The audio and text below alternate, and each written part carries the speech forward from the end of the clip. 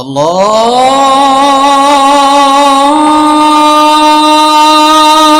اکبر اللہ اکبر۔ السلام علیکم ورحمۃ اللہ وبرکاتہ۔ ان الحمد للہ نحمده ونستعینه ونستغفره ونعوذ بالله من شرور انفسنا ومن سیئات اعمالنا،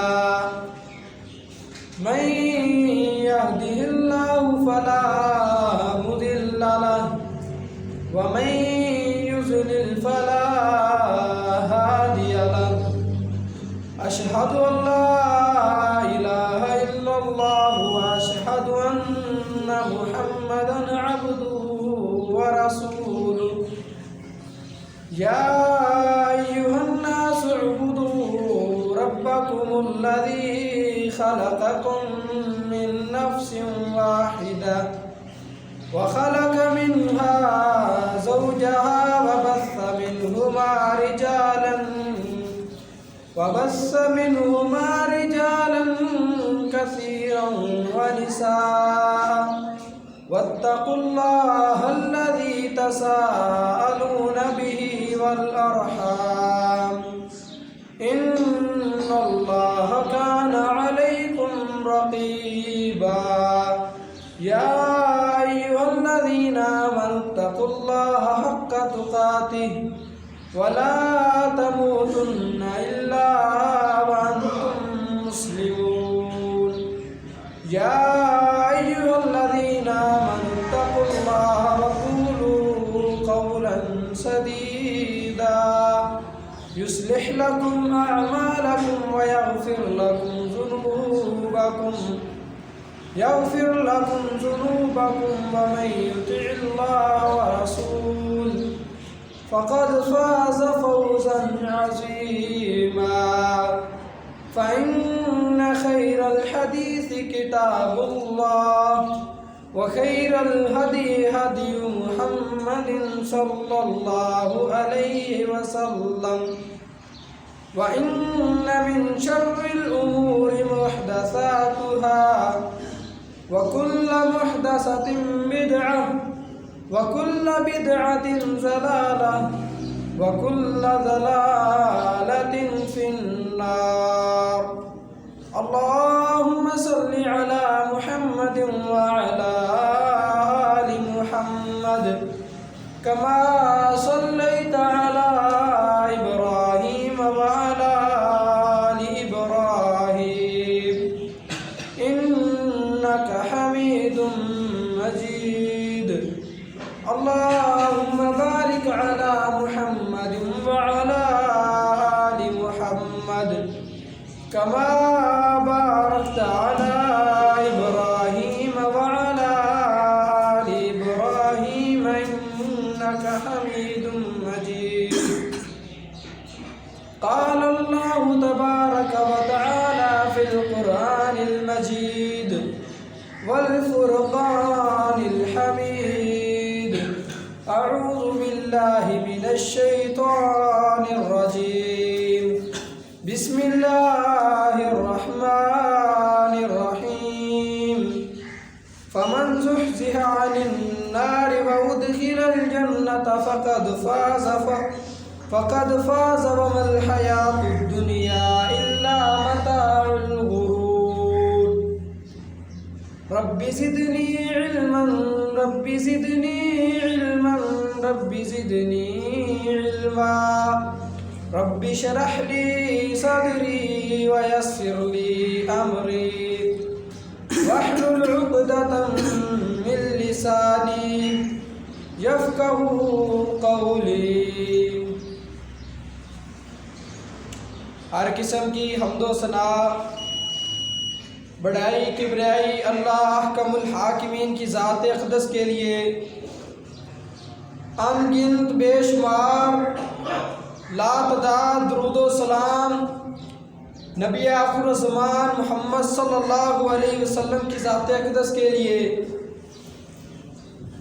اس ذات کا لاکھ لاکھ شکر ہے، جتنی بھی اس کی تعریف بیان کی جائے کم ہے، کہ جس ذات نے ہمیں اس پرفتن دور کے اندر، اس گئے گزرے دور کے اندر ہمیں اپنی مصروفیات سے نکال کر اپنے دین کی طرف، اپنے دین کی بات سننے کے لیے ہمیں ہمارا انتخاب کر کے اور اس عظیم دن کے لیے ہمیں چنا، اور ہمیں اپنے گھر میں بلا کر ہمیں اپنے دین کو سمجھنے کے لیے ہمیں اپنے گھر میں بلایا، اس ذات کا یقیناً جتنا بھی شکر ادا کیا جائے کم ہے۔ دوستو، آج میں جس موضوع پر گفتگو کروں گا وہ یہ ہے کہ جہنم سے آزادی کے اسباب، کہ وہ کون کون سے اعمال ہیں، وہ کون کون سے اسباب ہیں کہ جن کو کرنے سے انسان اللہ تعالیٰ کی بنائی ہوئی جہنم سے چھٹکارا حاصل کر سکتا ہے، اور جو اس کا مقصد ہے جنت کو حاصل کرنا، اس مقصد کو حاصل کر سکتا ہے، وہ اعمال کون کون سے ہیں۔ میرے بھائیوں، میں نے آپ کے سامنے ایک قرآن مجید کی آیت تلاوت فرمائی، جس میں اللہ تعالیٰ فرماتے ہیں فَمَنْ زُحْزِحَ عَنِ النَّارِ، کہ جو بندہ جہنم سے بچا دیا گیا، فَمَنْ زُحْزِحَ عَنِ النَّارِ، کہ جو بندہ جہنم سے بچا لیا گیا، وَأُدْخِلَ الْجَنَّةَ، اور جنت میں داخل کر دیا گیا، فَقَدْ فَازَ، تو یقیناً یہ بہت بڑی کامیابی ہے، وَمَا الْحَيَاةُ الدُّنْيَا إِلَّا مَتَاعُ الْغُرُورِ، اور یہ جو دنیا کا سامان ہے، یہ جو دنیا کی جمع پونجی ہے، یہ سوائے دھوکے کے اور کچھ بھی نہیں ہے۔ تو میرے بھائیوں، جہنم سے ایک بندے کی آزادی ہو گئی، کسی کو اللہ تعالیٰ نے جہنم سے آزاد کر دیا تو یقیناً وہ بندہ کامیاب ہو جائے گا۔ تو ہمیں اس جہنم سے آزادی حاصل کرنے کے لیے کیا کرنا ہوگا؟ سب سے پہلے جہنم سے آزادی حاصل کرنے کے لیے ہمیں اپنے عقیدے کو درست کرنا ہوگا، ہمیں اللہ تعالیٰ کی توحید کو اپنے عقیدے کے اندر شامل کرنا ہوگا، اس کے ذریعے ہی ہماری نجات ہو سکتی ہے۔ میرے بھائیوں، یہ سب سے پہلی اور سب سے بنیادی اور سب سے اہم چیز ہے توحید۔ اگر کسی بندے کے عقیدے میں توحید نہیں، وہ جتنے مرضی اعمال کر لے، جتنی مرضی حجیں کر لے، نمازیں پڑھ لے، زکوٰۃ دے لے، صدقات خیرات کر لے، نفل و نوافل پڑھ لے، یقیناً اس کی کامیابی نہیں ہو سکتی۔ سب سے پہلی اور بنیادی چیز ہے اللہ تعالیٰ کے ساتھ کسی کو شریک نہ ٹھہرانا اور اس کی وحدانیت کو قبول کرنا۔ دوسرے نمبر پر اخلاص۔ سب سے پہلے ہمیں یہ سمجھنا ہوگا کہ اخلاص کہتے کسے ہیں؟ کہ انسان جو بھی عمل کرے، جو بھی نیکی کرے، چاہے وہ نماز پڑھے، چاہے وہ حج کرے، چاہے وہ زکوٰۃ دے، چاہے وہ روزہ رکھے، الغرض کوئی بھی نیکی کا کام کرے جو محمد الرسول اللہ صلی اللہ علیہ وسلم نے ہمیں بتایا، جو بھی کام کرے گا اس سے پہلے اگر اس کے اس کام میں اخلاص ہوا تو وہ اللہ کے ہاں قابل قبول ہوگا، اگر اس کے پاس اخلاص نہ ہوا تو وہ قابل قبول نہیں ہوگا۔ ایک بندہ نماز پڑھ رہا ہے، وہ نماز پڑھ رہا تھا، اس نے کیا دیکھا کہ میرے استاد محترم آ رہے ہیں اور وہ مجھے دیکھ رہے ہیں نماز پڑھتے ہوئے، تو وہ اپنی نماز کو اور خوبصورت بنا لیتا ہے کہ میرے استاد محترم دیکھ کر خوش ہو جائیں گے کہ یہ میرا کتنا لائق شاگرد ہے، کتنی اچھی نماز پڑھ رہا ہے، اس کو اس کی نماز کا 1% بھی فائدہ نہیں ہوگا۔ کیوں؟ کہ اس کی نماز میں اخلاص ختم ہو گیا، وہ اللہ کو راضی کرنے کے لیے نہیں، اب اپنے استاد کو راضی کرنے کے لیے وہ نماز پڑھ رہا ہے۔ اسی طرح کوئی بندہ کسی مسجد کو آ کر 1 کروڑ روپیہ دے دے کہ یہ جی مسجد میں لگا لیں اور مسجد کا کام کریں، اور اس کی نیت یہ ہے کہ محلے والے کہیں گے یار کتنا سخی بندہ ہے، اس نے تو 1 کروڑ کی پرواہ نہیں کی، نہیں ملے گا اجر۔ کیوں کہ اس کے عمل میں اخلاص نہیں ہے، وہ لوگوں کو دکھانے کے لیے کر رہا ہے، اللہ کو دکھانے کے لیے نہیں، اللہ کو راضی کرنے کے لیے نہیں۔ تیسرے نمبر پر دعا ہے، وہ دعا کی طاقت کو سمجھیے۔ نبی صلی اللہ علیہ وسلم فرماتے ہیں کہ تقدیر میں جو اللہ تعالیٰ نے لکھ دیا ہے اس کو کوئی چیز نہیں بدل سکتی۔ ہاں، اس تقدیر کو اگر کوئی چیز بدل سکتی ہے تو وہ تمہاری دعا ہے۔ حضرت عمر رضی اللہ تعالیٰ عنہ اللہ تعالیٰ سے دعا کس طرح کیا کرتے تھے؟ ہاتھ اٹھاتے اور کہتے اے اللہ، اگر تو نے اس عمر کو تقدیر کے اندر جہنمی لکھا ہوا ہے تو جہنمی کاٹ کر جنتی لکھ دے۔ یہ ہے دعا کی طاقت۔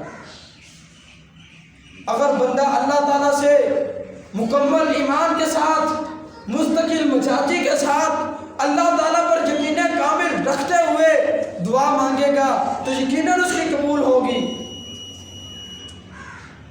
اور اللہ کے نبی صلی اللہ علیہ وسلم فرماتے ہیں، حضرت انس رضی اللہ تعالیٰ عنہ اس حدیث کو بیان کرتے ہیں، وہ فرماتے ہیں کہ نبی صلی اللہ علیہ وسلم نے فرمایا کہ جو بندہ اللہ تعالیٰ سے دن میں 3 مرتبہ جنت کا سوال کرے، کہے اللہم انی اسألک الجنت، اللہم انی اسألک الجنت، اللہم انی اسألک الجنت، جو بندہ 3 مرتبہ اللہ تعالیٰ سے جنت کا سوال کرتا ہے تو جنت آگے سے کہتی ہے اللہم ادخلہ الجنت، اے اللہ اس بندے کو جنت میں داخل کر دے۔ وہ جنت خود بول کر اللہ تعالیٰ سے کہتی ہے۔ یہ ہے دعا کی طاقت۔ اور اس سے آگے نبی صلی اللہ علیہ وسلم نے فرمایا کہ جو بندہ جہنم سے 3 مرتبہ پناہ مانگ لے، جو کہے اللہم اجرنا من النار، اللہم اجرنا من النار، اللہم اجرنا من النار، 3 مرتبہ جو جہنم سے پناہ مانگ لے تو جہنم آگے سے کہتی ہے اللہم اجرہ من النار، اے اللہ تو اس کو جہنم سے آزادی دے دے۔ یہ ہے دعا کی طاقت۔ دعا تقدیر کو بدل دیتی ہے۔ اور دوسری حدیث میں یہ بھی حضرت انس رضی اللہ تعالیٰ عنہ بیان کرتے ہیں، کہتے ہیں کہ نبی صلی اللہ علیہ وسلم اکثر یہ دعا مانگا کرتے تھے ربنا آتنا فی الدنیا حسنۃ وفی الآخرۃ حسنۃ وقنا عذاب النار، اے میرے رب، اے ہمارے رب، ہمیں دنیا میں بھی نیکیاں دے، ہمارے دنیا کے معاملات بھی اچھے کر، اور وفی الآخرۃ حسنہ، اور ہمیں آخرت میں بھی اچھائیاں عطا کر، ہمارے ساتھ آخرت میں بھی اچھائیوں والا معاملہ کرنا۔ اور یہ بہت بہترین دعا ہے، اس کو آپ بھی اکثر پڑھا کریں، اپنی دعاؤں کے اندر شامل کریں، چلتے پھرتے یہ دعا پڑھا کریں۔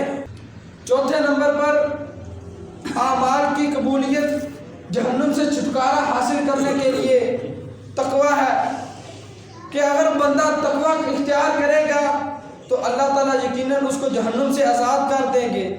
سب سے پہلے یہ سمجھنا ضروری ہے کہ تقویٰ کہتے کسے ہیں؟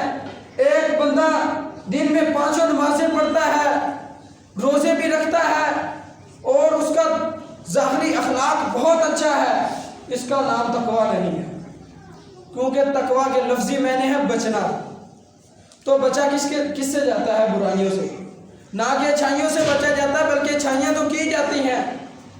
تقویٰ کسے کہتے ہیں کہ بندہ جب تنہائی میں ہے، بندہ جب گناہ بھی، بندہ 2 طرح گناہ کرتا ہے۔ ایک اس وقت کچھ لوگ اتنے بے خوف و خطر ہوتے ہیں، اتنے اللہ سے ڈرے ہوئے ہوتے ہیں، ان کی لگامیں اتنی کھلی ہوتی ہیں، وہ سب لوگوں کے درمیان سر عام گناہ کر رہے ہوتے ہیں، ان کو نہ اللہ کا خوف، نہ دنیا کا خوف، نہ لوگوں کا خوف۔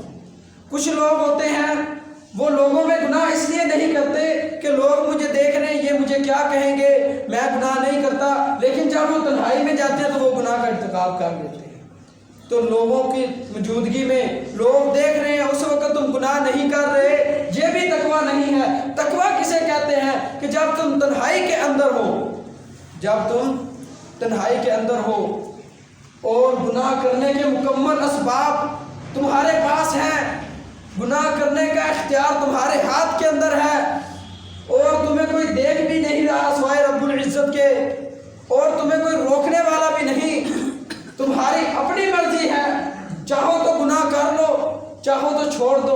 اس وقت جو گناہ کو چھوڑ دے، یہ تقویٰ ہے۔ تقویٰ اگر کسی نے دیکھنا ہو تو وہ اکیلا بیٹھ کر اپنے اندر دیکھے کہ جب میں تنہائی میں ہوتا ہوں تو اس وقت میں کتنا نیک ہوتا ہوں، اس وقت آپ جتنے نیک ہیں اتنے متقی ہیں۔ اگر آپ اس وقت گناہوں سے باز ہیں جب آپ کو کوئی روکنے والا نہیں، تو یہ تقویٰ ہے۔ اور تقوی کے فوائد، ثمرات کیا ہیں؟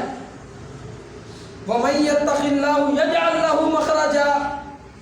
اللہ تعالیٰ فرماتے ہیں کہ جو بندہ اللہ تعالیٰ سے ڈر جائے، گناہوں کی دلدل میں پھنس جائے، اس وقت اللہ تعالیٰ سے ڈر جائے، يَجْعَلْ لَهُ مَخْرَجًا، اللہ تعالیٰ اس کے نکلنے کا راستہ بنا دیتے ہیں۔ اب دیکھیے، ہم قرآن سے ہی رہنمائی لیتے ہیں کہ اللہ تعالیٰ راستے کس طرح بناتے ہیں۔ یوسف علیہ السلام کو عزیز مصر کی بیوی نے بہکا لیا، دروازے بند ہیں، کھڑکیوں پر پردے ہیں، کوئی دیکھنے والا نہیں، کوئی ٹوکنے والا نہیں، کوئی روکنے والا نہیں۔ عزیز مصر کی بیوی خود پیشکش کر رہی ہے، ہائی طلاق، کوئی بھی نہیں ہے، آجو ہم دونوں ہیں۔ اس وقت یوسف علیہ السلام کے پاس مکمل اختیار تھے، وہ گناہ کر سکتے تھے، لیکن وہ کیا کہتے ہیں کہ میں اللہ رب العزت سے ڈرتا ہوں۔ کیا دیکھتے ہیں؟ اب وہ دیکھتے ہیں کہ اس صورتحال سے بچنا مشکل ہے، اگر میں گناہ کا ارتکاب کرتا ہوں تو اللہ رب العزت پکڑ لے گا، اگر میں گناہ کا ارتکاب نہیں کرتا، یہ عزیز مصر کی بیوی ہے، مجھے کچھ بھی سزا دے سکتی ہے، اپنے خامد کو کہہ کر دروازے بھی بند ہیں، میں جہاں جاؤں تو کہاں جاؤں؟ سوچا، اللہ پر یقین رکھا، دوڑ لگا دی تو اللہ تعالیٰ نے دروازے خود ہی کھولے یا نہیں؟ قرآن ہماری رہنمائی کرتا ہے یا نہیں؟ یہ ہے وَمَن يَتَّقِ اللَّهَ يَجْعَلْ لَهُ مَخْرَجًا، جو گناہ سے بچنا چاہتا ہے اللہ تعالیٰ اس کو بچا لیتا ہے، اور جو نہیں بچنا چاہتا اس کے پاس تو اللہ تعالیٰ نے مکمل اختیار رکھا، چاہے تو نیکی کر، چاہے تو گناہ کر۔ اور 5ویں نمبر پر اللہ کے نبی صلی اللہ علیہ وسلم کی احادیث کو ہم دیکھیں تو جو چیز نظر آتی ہے وہ ہے روزہ، کہ جو بندہ روزہ رکھتا ہے اللہ کو راضی کرنے کے لیے، میں پہلے بھی بیان کر چکا ہوں، اخلاص کے ساتھ جو ایک بندہ ایک روزہ رکھتا ہے، کتنی زیادہ نہیں، ایک روزے کی فضیلت دیکھیں کتنی ہے۔ اللہ کے نبی صلی اللہ علیہ وسلم فرماتے ہیں من صام یوما فی سبیل اللہ، جس بندے نے اللہ کے راستے میں اللہ کی رضا کے لیے ایک روزہ رکھا، جعل اللہ بینہ و بین النار خندقا، اللہ اس بندے کے درمیان اور جہنم کے درمیان ایک خندق بنا دے گا، اور اس خندق کا فاصلہ کتنا ہوگا؟ جتنا آسمان اور زمین کا ہے، جتنا فاصلہ آسمان اور زمین کے اندر ہے اتنا فاصلہ اس بندے کے اور جہنم کے اندر ہوگا جو صرف اللہ کو راضی کرنے کے لیے ایک روزہ رکھتا ہے۔ دوسری حدیث میں آتا ہے کہ یہ روزہ جو ہے یہ جہنم سے بچانے کے لیے تمہارے پاس ڈال ہے۔ اب تو جدید دور ہے، پہلے دوروں میں جب تلوار کے ساتھ تیر کے ساتھ جنگیں ہوا کرتی تھی اس وقت ایک ڈال ہوا کرتی تھی، جب دشمن تیر پھینکتا تو وہ ڈال آگے سے کرتے، اس کے اندر تیر آ گیا تو خود کو بچا لیتے۔ اب اس کی جگہ پر بلٹ پروف جیکٹیں آ گئی ہیں کہ ان کو گولی ماری جائے نہیں لگتی۔ تو یہ روزہ بھی جہنم سے ڈال ہے تمہارے لیے۔ اور 6 نمبر پر نبی صلی اللہ علیہ وسلم کی حدیث کو دیکھیں تو ہمیں یہ چیز ملتی ہے کہ جو بندہ تکبیر اولیٰ کے ساتھ، تکبیر اولیٰ کسے کہتے ہیں؟ پہلے ہوتی ہے اذان، اس کے کچھ منٹ کے بعد اقامت ہوتی ہے، اور اس اقامت کے بعد جب امام نماز شروع کرنے کے لیے اپنے ہاتھ اٹھاتا اور کہتا ہے اللہ اکبر، اس کو کہتے ہیں تکبیر اولیٰ۔ جو بندہ 40 دن، کتنے 40 دن تکبیر اولیٰ کے ساتھ نمازیں پڑھتا ہے تو اللہ تعالیٰ اس کو جہنم سے آزاد کر دیں گے۔ نبی صلی اللہ علیہ وسلم کی حدیث کے الفاظ ہیں کتب لہ براءتان، اس کے لیے 2 براءتیں، 2 نجاتیں لکھ دی جاتی ہیں، 2 نجاتیں۔ نمبر 1 براءۃ من النار، اس کو جہنم سے نجات مل جاتی ہے۔ براءۃ من النفاق، اس کو منافقت سے، اس کو نفاق سے نجات مل جاتی ہے۔ یہ فضیلت ہے جماعت کے ساتھ 40 دن جو بندہ تکبیر اولیٰ کے ساتھ۔ میرے بھائیوں، اللہ تعالیٰ کے ہر کام میں حکمت ہوا کرتی ہے۔ دیکھیے ہم نمازوں کے معاملے میں سستی کرتے ہیں، یہ نبی صلی اللہ علیہ وسلم نے ہمیں پیکج کس لیے دیا کہ جو بندہ 40 دن توضو کر کے نمازیں پڑھ لے گا پھر اس کی روٹین بن جائے گی۔ یہ اس کی روٹین بنانے کے لیے اس کا اتنا بڑا دل رکھا، اس میں بھی ہمارا ہی فائدہ۔ اور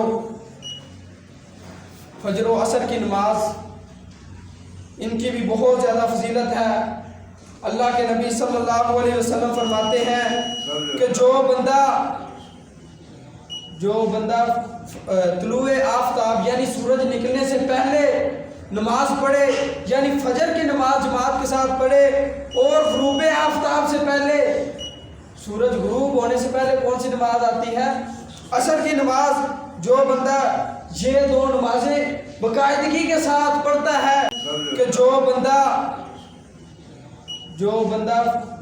طلوع آفتاب یعنی سورج نکلنے سے پہلے نماز پڑھے، یعنی فجر کی نماز جماعت کے ساتھ پڑھے، اور غروب آفتاب سے پہلے، سورج غروب ہونے سے پہلے کون سی نماز آتی ہے؟ عصر کی نماز۔ جو بندہ یہ دو نمازیں باقاعدگی کے ساتھ پڑھتا ہے لن یلج النار، تو وہ جہنم میں ہرگز داخل ہو ہی نہیں سکتا۔ اللہ تعالیٰ اس کو جہنم میں داخل کر ہی نہیں سکتے۔ اور اس کے بعد اللہ کے نبی صلی اللہ علیہ وسلم نے فرمایا کہ جو بندہ ظہر کی نماز کے بعد 4 رکعتیں ادا کرے، اللہ تعالیٰ اس پر جہنم کی آگ کو حرام کر دے۔ میرے بھائیوں، جہنم سے بچنے کے لیے یہ چھوٹی چھوٹی چیزیں ہیں۔ 4 رکعتیں پڑھنے میں کتنی دیر لگے گی ظہر کی نماز میں؟ یقیناً کوئی زیادہ ٹائم نہیں لگے گا، لیکن اس کے بدلے ہمیں اللہ تعالیٰ بہت بڑی کامیابی دے رہے ہیں۔ فَمَنْ زُحْزِحَ عَنِ النَّارِ، جو بندہ جہنم سے بچا دیا گیا وہ کامیاب ہو گیا۔ تو اگر ہمیں 4 رکعتیں پڑھنے سے کامیابی ملے تو یقیناً یہ سودا گھاٹے کا سودا نہیں ہے۔ اور اس کے بعد جو شخص اللہ کے ڈر کی وجہ سے رو پڑے، حدیث میں آتا ہے کہ 2 آنکھوں پر اللہ تعالیٰ نے جہنم کی آگ کو حرام کر دیا ہے۔ ایک وہ آنکھ جو صرف اور صرف اللہ کے ڈر کی وجہ سے رو پڑے، اس کے ذہن میں قبر کا منظر آیا، اس کے ذہن میں جہنم کا منظر آیا، اس کے ذہن میں قیامت کا منظر آیا کہ دھوپ بہت زیادہ ہوگی، لوگ اپنے پسینے میں ڈبکیاں کھا رہے ہوں گے، ماں بیٹے کی نہیں ہوگی، باپ بیٹے کا نہیں ہوگا، بھائی بہن کا نہیں ہوگا، دوست ساتھی نہیں ہوگے ساتھ۔ اس وقت کو سوچ کر اللہ تعالیٰ سے ڈرتے ہوئے اپنی آنکھ سے آنسو گرا دیتا ہے، تو اللہ تعالیٰ اس آنکھ پر جہنم کی آگ لگاتا ہے۔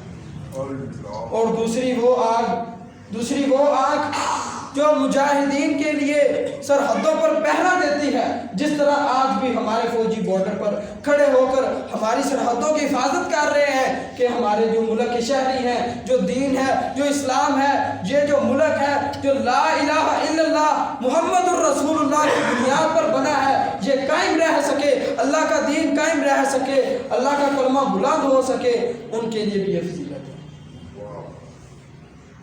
اور بھی بہت ساری چیزیں ہیں اللہ کے راستے میں۔ جس بندے کے قدم جو ہیں وہ غبار آلود ہو جائے، مثلا کہ جب بندہ راستے میں چلتا ہے تو یقیناً پاؤں پر، جس کو ہم پنجابی میں کٹا کہتے ہیں، اس کو اردو میں غبار کہتے ہیں، غبار بڑھ جاتی ہے، تو جس بندے کے پاؤں پر غبار اس وجہ سے پڑی کہ وہ اللہ کے راستے میں نکلا تھا، تو اللہ کے نبی صلی اللہ علیہ وسلم فرماتے ہیں کہ ان دونوں قدموں پر بھی اللہ تعالیٰ نے جہنم کی آگ کو حرام کر۔ من اغبرت قدمہ فی سبیل اللہ فہما حرام علی النار۔ تو اس یہ جو حدیث ہے بنیادی طور پر اگر اسے دیکھیں تو یہ جہاد کے لیے آئی ہے کہ جو لوگ، جو مجاہدین، جو مومن اللہ کے راستے میں نکلتے ہیں، دشمنوں سے لڑتے ہیں، ان سے قتال کرتے ہیں، اپنا گھر چھوڑ کر، اپنا مال چھوڑ کر، اپنے بیوی بچے چھوڑ کر، اپنا عیش و آرام چھوڑ کر، اپنی عشرت والی زندگی چھوڑ کر اللہ کے راستے میں نکل جاتے ہیں، ان کو زخم بھی لگتے ہیں، ان کو چوٹیں بھی لگتی ہیں، ان پر وہ صبر بھی کرتے ہیں، ان کے پاؤں بھی گندے ہوتے ہیں، ان کے اوپر کھٹا مٹی پڑ جاتا ہے، تو ان پر بھی اللہ تعالیٰ نے جہنم کی آگ کو حرام کر دیا۔ اور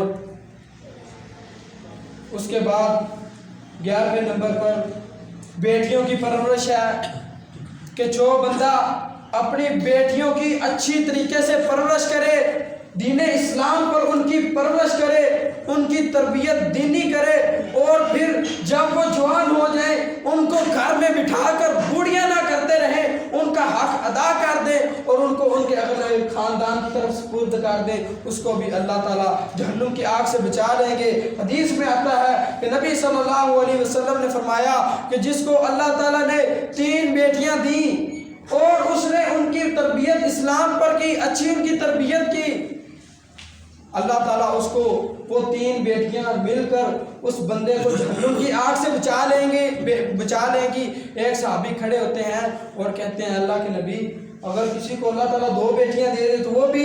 آپ نے فرمایا ہاں 2 بیٹیاں بھی بچا لیں گی، اور 1 بیٹی کی بھی اگر بندہ پرورش اسلام پر کرے اور اس کے مکمل حقوق ادا کر دے اور اس کے بارے میں کوئی کمی کوتاہی نہ چھوڑے تو وہ 1 بیٹی بھی یقیناً اس کو جہنم کی آگ سے بچا لے۔